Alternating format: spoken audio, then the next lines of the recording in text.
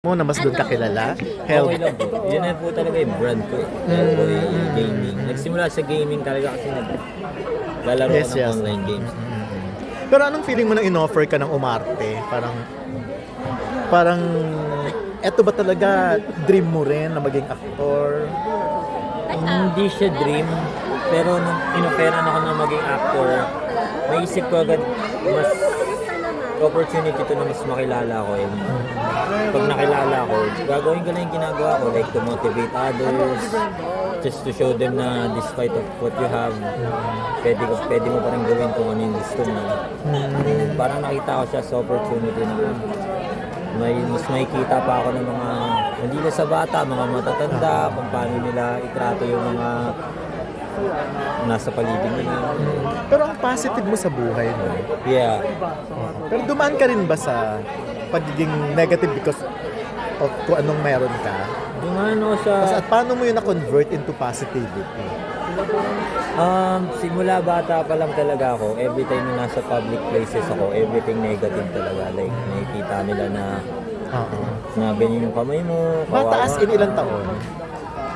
Like, batang-bata. As Grade baby. 1. Talaga? Okay, so doon pala nakakaranas ka na ng Doon pa lang nakakaranas na ako. Hindi naman ako lumaki sa yaman eh. So, pag kunyari, meron ng kaibigan na nakatira sila sa natin sa squatter, pag pupunta ako, dudumuli nila ako. Parang aasarin nila ako, hawakan nila yung kamay ko. And natutunan ko na maging komportable. Tapos habang tumatanda ako, tapos ginagawa ko pa rin mga normal na bagay, kahit pa paano meron akong nai-inspire na ibang tao. Hindi pa ako nagko-content noon, like sa school lang, nakikita ko ng ibang mga ka-schoolmate ko na baka talaga kahit ganyan ka, tumutuloy ka pa rin, kumbaga. Yun yung ano ko yun yung isa sa power ko nung nung high school ako, tinuruan ako ng tatay ko na kontrolin mo lang yung mga bagay na makakontrol mo. So since ganito, kung hindi ka na makakontrol, ginalingan ko na lang sa school. Kaya doon hindi ako nabubuli dahil syempre, achiever ako sa school. Yun yung parang powers ko. Ano ka, no? Inspirasyon ka rin ng marami.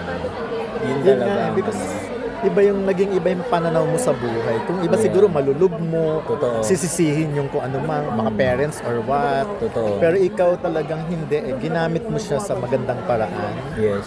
Actually, nakaka-receive ako ng madaming messages na tinuruan mo ako lumabas ng bahay kasi meron din akong nararamdaman na mga pasak na feeling ko hindi okay makita ng ibang tao. Na nahiya ka rin talaga noon. So, yeah. Masaya ako na meron akong taong na-inspire ko. Ngayon, pag nakikita ka na nila, paano sila nagre-react na? Ngayon iba na kasi dati inaasar nila ako ngayon more on, uy, kilala kita. Kasi madali akong makilala. Papa-picture na. Papa-picture.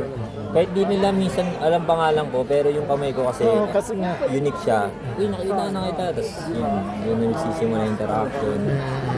Mas magaan na ngayon kasi puro smile na lang yung lagi nang lumalapit sa akin. wala nang nag-a-attempt na Man-judge. i-judge ka. Ayun din, tinanong ko siya kung mabibigyan ka ng chance, sino bang gusto mo namang makasama? Although alam ko namang may pamilya ka na, Yeah. pero sige, pang on-cam lang, pang camera. Pang Or sino ba yung mga camera. bet or type mo dati? Si Marian Rivera talaga. Si Marian talaga. Lumaki kasi ako kay Marian yung mga Marimar. Yun si Marian Rivera talaga yung idol ko. Marimar, Darna, Jess, Darna. lahat mga naano mo sa Siya kanya. talaga ako. Nagkita na kayo? Hindi ko ano. Kahit dito? Never pa. Talaga, sa GMA. So, anong magiging reaction mo kaya pag nakita mo siya face to face? Feeling ko mas starstruck ako kasi kahit hanggang ngayon nakakatrabaho ko na sila Kuya Wendell, sila Na-starstruck. Meron na i-starstruck pa rin ako sa kanila kasi nga batang GMA ako napapanood ko sila So, lalo na kay Marian, may i-starstruck ako lalo sa kanila. Ano na lang, may message ka kay Marian kasi si Marian ka-Facebook ko, ka-Instagram ko, ka-message ko siya. Anong pwede mong sabihin sa kanya? Paparating ko sa kanya. Message ko lang na sobrang idol po kita.